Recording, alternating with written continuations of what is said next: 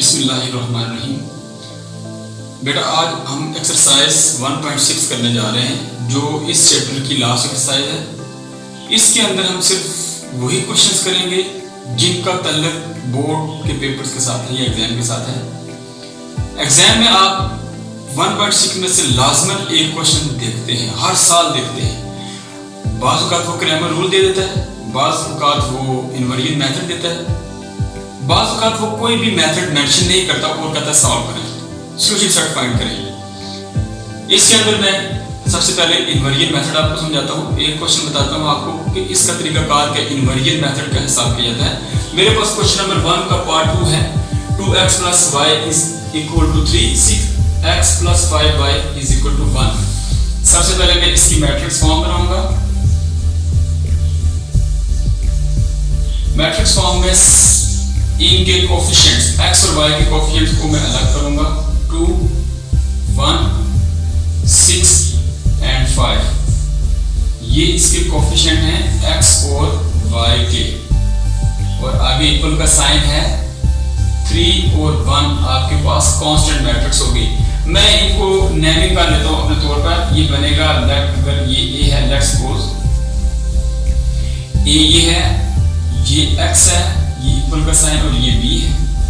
तो मैं जो इक्वेशन बनेगी ax = b, हमें असल में x चाहिए होता है, a दूसरे जाएगा तो a का इनवर्स बन जाता है इनटू b।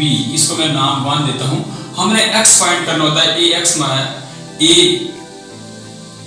की पावर -1, यानी इसको हम आगे जाके तो सॉल्व भी करेंगे कि a - 1 a इनवर्स जो होता है वो किसके इक्वल होता है, और मल्टीप्लाई कर देंगे b के साथ। a इनवर्स जो है इसको देखें, असल में a इनवर्स होता है 1 determinant into adjoint of a। Adjoint of a और डिटर्मिनेंट ऑफ a हमने लास्ट एक्सरसाइज के अंदर हमने इनको सॉल्व करने का तरीका सीखा था कि इनको कैसे सॉल्व किया जाता है। मैं यहाँ पर अगेन इसको बताऊंगा कि कैसे सॉल्व होगा। सॉल्व करके हम इसको वैल्यू सब्स्टिट्यूट करेंगे। इसका मतलब ये है कि हमें इस क्वेश्चन के अंदर डिटर्मिनेंट भी चाहिए, तो डिटर्मिनेंट फाइंड करता हूं मैं। सबसे पहले डिटर्मिनेंट क्या होगा, a का 2, 1, 6 एंड 5। ये सीधी लाइन होगी, आपको पता है डिटर्मिनेंट का। मल्टीप्लाई करूंगा इन दो को आपस में, 5 2 10 -6 1 6, तो ये आपके पास क्या आ जाएगा, a का डिटर्मिनेंट 4 हो गया।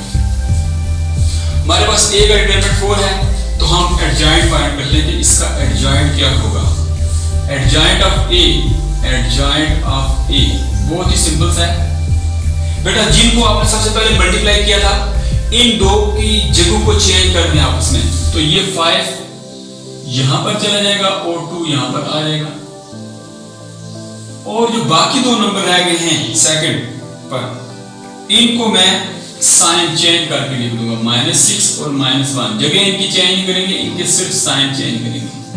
-6 और -1 ये हमारे पास डिटर्मिनेंट भी आ गया, एडजॉइंट भी आ गया। अब मैं वैल्यूज पुट करता हूं a इनवर्स के अंदर। ये है 1 determinant of a into adjoint.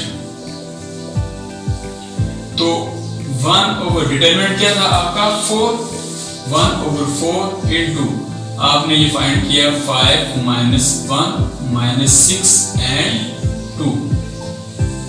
ये आपका a इनवर्स आ गया। अब हम जाते हैं क्वेश्चन की तरफ, जो put values in equation 1। Equation 1 जो आपकी x = a inverse into b, हमारे पास सारी की सारी वैल्यूज आ गई। a इनवर्स भी आ गया, b हमारे पास ऑलरेडी है। मैं पुट करूंगा x = 1/4 इनटू 5 - 1 -6 और 2, और b मल्टीप्लाई हो जाएगा 3 × 1। सिंपली 1/4 इनको मल्टीप्लाई करने लगा हूं, 5 × 3, 5 3 = 15 माइनस ये प्लस का साइन होगा 1 × 1 -1 -6 × 3 -6 3 = 18, तो ये -18 हो जाएगा। -18 2 × 1 + 2 मैं इसको सॉल्व करता हूँ। 1/4 15 प्लस इंटू माइनस माइनस, तो ये आपके पास माइनस हो जाएगा। 15 में से 1 बाकी 14, यहाँ पर 18 में से 2 करेंगे तो आपके पास आ जाएगा 16 माइनस 16, 18 माइनस 2 16। यहां तक आ गया। अब ये जो 1/4 है इसको मैं इन बोथ के साथ डिवाइड कर दूंगा। मैं लिखूंगा 14/4 एंड माइनस 16/4। ये x एज इट इज रहेगा, x चलता रहेगा।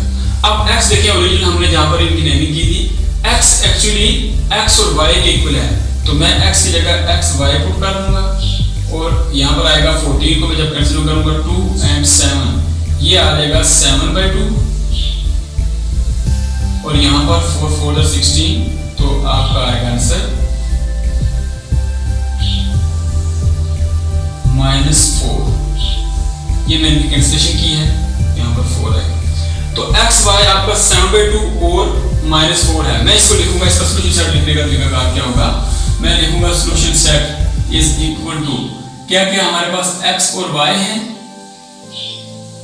ये इक्वल आए हैं किसके जी 7/2 के, 7/2 और -4 के। आपका आंसर ऐसे होगा, यानी सॉल्यूशन सेट को आप ऐसे ही लिख सकते हैं 7/2 और -4, ऐसे भी लिखें तब भी आपका आंसर ठीक होगा। अब ये क्वेश्चन हमारा सॉल्व हो गया। अब हम ये देखना चाह रहे हैं कि इस क्वेश्चन का जो आंसर है क्या वो सही है या गलत है।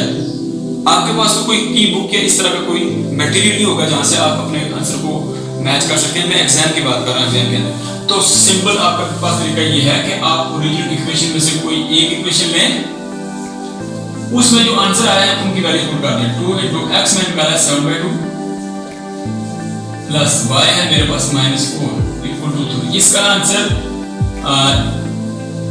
3 और 3 इक्वल, ये बोथ साइड हमारे इक्वल होनी चाहिए। 2 2 से कैंसिल हो गया, 7 बच गया, plus into minus -4 equal to 3, 4 7 minus करेंगे 3 इक्वल टू 3। इसका मतलब है जो हमने आंसर फाइंड किया वो बिल्कुल सही है, हमारा क्वेश्चन बिल्कुल दुरुस्त है। जहां तक बेटा ये था आपका सिंपल इनवर्जन का मेथड। आप मुख्तलिफ क्वेश्चंस के साथ इनवर्जन मेथड को यूज करके सॉल्व करें और देखें जी आपके आंसर्स क्या हैं। हम क्वेश्चन नंबर 1 का पार्ट 6 करने जा रहे हैं क्रैमर रूल के थ्रू। मैंने अभी आपको इनवर्जन मेथड समझाया, अभी हम क्रैमर रूल को देखते हैं कि कैसे क्रैमर रूल को अप्लाई किया जाता है। क्वेश्चन नंबर 5, इससे जो आपका क्वेश्चन नंबर 1 का पार्ट 5 है, इसके अंदर सॉल्यूशन सेट पॉसिबल नहीं है। उसकी रीजन क्या है बेटा, जब डिटरमिनेंट आपका इक्वल टू 0 आ जाए, डिटरमिनेंट का आंसर जब भी आपका इक्वल टू 0 आ जाए तो आपकी मैट्रिक्स जो होती है वो सिंगुलर हो जाती है, जिसका सॉल्यूशन सेट पॉसिबल नहीं है। मीन के आंसर जब आएगा, आपने अभी इनवर्जन मेथड के अंदर देखा है कि आपका डिटरमिनेंट एडजॉइंट के साथ डिवाइड होता है और एंड पर जाके हमने डिटरमिनेंट की जो वैल्यू थी उसको, जो ओरिजिनल वैल्यू आई हमारे पास, उन पर डिवाइड किया था, तब आंसर है सॉल्यूशन सेट हमारा है। जब आप 0 को किसी भी नंबर पर डिवाइड करेंगे तो वो ओवरऑल सबको 0 कर देगा। तो हम जब भी डिटरमिनेंट फाइंड करें, अगर उसका आंसर 0 हो जाए तो उसका सॉल्यूशन सेट पॉसिबल नहीं होगा। आपने उसी जगह पर लिख देना है कि solution set is not possible. Question number 6, question number 1 का पार्ट 6, इसके अंदर मैं क्रैमर रूल यूज करूंगा। देखते हैं कि क्रैमर रूल कैसे अप्लाई किया जाता है। 4x + y = 9 है, -3x - 4 - y = 5 है। मैं यहां पर भी मैट्रिक्स फॉर्म बनाऊंगा, तो ये मेरे पास बनेगा 4 1 -3 -1, इसके बाद है 9 x y, क्योंकि ये x और y के कोएफिशिएंट्स थे, और 9 और 5 आपकी कांस्टेंट मैट्रिक्स है। नाम देंगे इनको a x और वही b। यहाँ पर फार्मूला लिखने की जरूरत नहीं है, हम सिंपली क्या करेंगे, सबसे पहले इसके अंदर डिटरमिनेंट ऑफ a फाइंड करते हैं। a का डिटरमिनेंट 4 1 -3 -1। अब तो आपको डिटरमिनेंट फाइंड करना आ गया होगा। 4 1 4 4 -4, और यहाँ पर हमेशा साइन माइनस का होता है, इनटू 3 1 3। ये माइनस और माइनस प्लस हो जाएंगे, -4 + 3 आपके पास -1 आंसर आ जाएगा। इसका मतलब है कि आपका जो डिटर्मिनेंट है -1 है इज नॉट इक्वल टू 0। इसका मतलब है सॉल्यूशन सेट इज पॉसिबल। ये हमारे पास नॉन सिंगुलर मैट्रिक्स होती हैं जिनका determinant is not equal to 0 हो, 0 के इक्वल ना हो, तो हम उनको मजीद सॉल्व कर सकते हैं। अब मैं इसको मजीद सॉल्व करने के लिए मैं अब ax डिटर्मिनेंट फाइंड करता हूं। ax क्या है इसके अंदर? क्रैमर ने बताया कि अगर आप जो A मैट्रिक्स है इसके कॉलम्स को आप कांस्टेंट मैट्रिक्स के कॉलम के साथ रिप्लेस करें और उसका डिटर्मिनेंट फाइंड करें 1 by 1, फिर उसको आप ओरिजिनल डिटर्मिनेंट के ऊपर डिवाइड करें तो आपका जो आंसर इन्वर्जन मेथड से आता है वही आंसर इसका इस तरीके से भी आ जाएगा। देखिए हमने क्या किया है, ax का मतलब ये होगा कि फर्स्ट कॉलम को आपने रिप्लेस करना है कांस्टेंट मैट्रिक्स यानी b के साथ। तो मैं लिखता हूं फर्स्ट कॉलम को चेंज करने लगा हूं 9 और 5। ये जो चूंकि b है 9 और 5 और ये फर्स्ट कॉलम था इसको मैंने छोड़ दिया। अब सेकंड कॉलम में 1 and 1, 1 minus 1, इसका मैं डिटरमिनेंट फाइंड करता हूं। 1 9 9 -9 प्लस इनटू माइनस ये -5, जब -5 मल्टीप्लाई हो तो ये +5 हो जाएगा। ये माइनस इनटू 1 ये -5 होगा और जो साइन है इसका डिटरमिनेंट का वो मल्टीप्लाई हो तो मैंने शॉर्ट किया है। आप डिटरमिनेंट आप फाइंड कर सकते हैं 9 में से 5 बाकी -4। ये हमारे पास आंसर आ गया कि ax का डिटरमिनेंट -4। ठीक है जी। अब हम फाइंड करते हैं ay इज इक्वल टू इसका डिटरमिनेंट। ay ने हमने क्या करना है, फर्स्ट कॉलम इस a का एज इट इज रहेगा, सेकंड कॉलम को हम रिप्लेस कर देंगे कांस्टेंट मैट्रिक्स का जो आपकी b है। हम इसको 4 और -3 एज इट इज लिखेंगे और सेकंड कॉलम की जगह लिखेंगे 9 and -5। देखिए यहाँ पर फर्स्ट कॉलम में 9 और 5 हमने पुट किया था, यहाँ सेकंड कॉलम में और फर्स्ट कॉलम का जो है वो एज इट इज रहेगा a मैट्रिक्स का।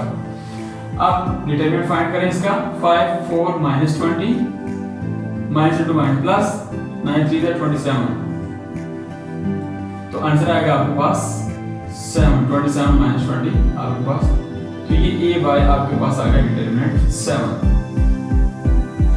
अब हमने क्या करना है, x और y फाइंड करने हैं। हमने चूंकि ये a y और a x का डिटरमिनेंट था, हम x फाइंड करने के लिए a x के डिटरमिनेंट को ओरिजिनल डिटरमिनेंट जो आपका फर्स्ट डिटरमिनेंट है उसको आपस में डिवाइड कर लेते हैं। हमने यहाँ पर जो डिटरमिनेंट निकाला है -1, इसके साथ हम इसको डिवाइड करेंगे तो ये क्या बनेगा, ये -4 over -1, तो -1 कैंसिल हो गया तो x की वैल्यू आएगी आपके पास 4।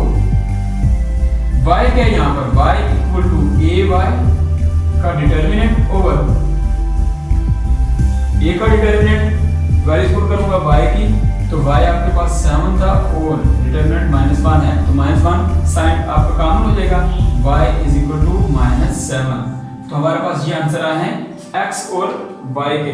मैं इसका देखना चाह रहा हूं कि आंसर मैंने क्रैमर रूल से ठीक निकाला है या गलत है। इसको मैं ओरिजिनल इक्वेशन में से किसी एक के अंदर पुट करता हूं। मैं 4x + 9 y इक्वल टू 9 में पुट करूं। अगर x और y की वैल्यू x 4 है और y -7 है, मैं वैल्यू पुट करने लगूं 4 × 4 प्लस y -7 है equal to 9, 4 4 16 plus into minus 7 equal to 9। 16 में से 7 माइनस करें तो आपके पास 9 आता है इक्वल टू 9। इसका मतलब है कि हमने जो क्वेश्चन सॉल्व किया है वो बिल्कुल ठीक है, इसमें किसी किस्म की कोई मिस्टेक नहीं है। अब यही क्वेश्चन आप इनवर्स मेथड अप्लाई करके सॉल्व करें, ये आपका काम है, होम टास्क है। आप इसको सॉल्व करें और देखें कि आप क्वेश्चन सॉल्व कर सकते हैं या नहीं कर सकते। उसका आंसर और ये जो आंसर है एक जैसा है या नहीं है। नेक्स्ट वीडियो देखने के लिए सब्सक्राइब करें, लाइक करें और कमेंट करें। अगर कोई क्वेश्चन आप मजीद को इस एक्सरसाइज में से फर्स्ट पार्ट में से कुछ समझना चाहते हैं वर्ड प्रॉब्लम के अलावा, वो इनवर्स मेथड का हो या आपका क्रैमर रूल का, तो मुझे आप कमेंट करें, मैं एक दिन के अंदर आपको उसका वीडियो बना के रिप्लाई कर दूंगा। अस्सलाम वालेकुम व रहमतुल्लाहि व बरकातुहू।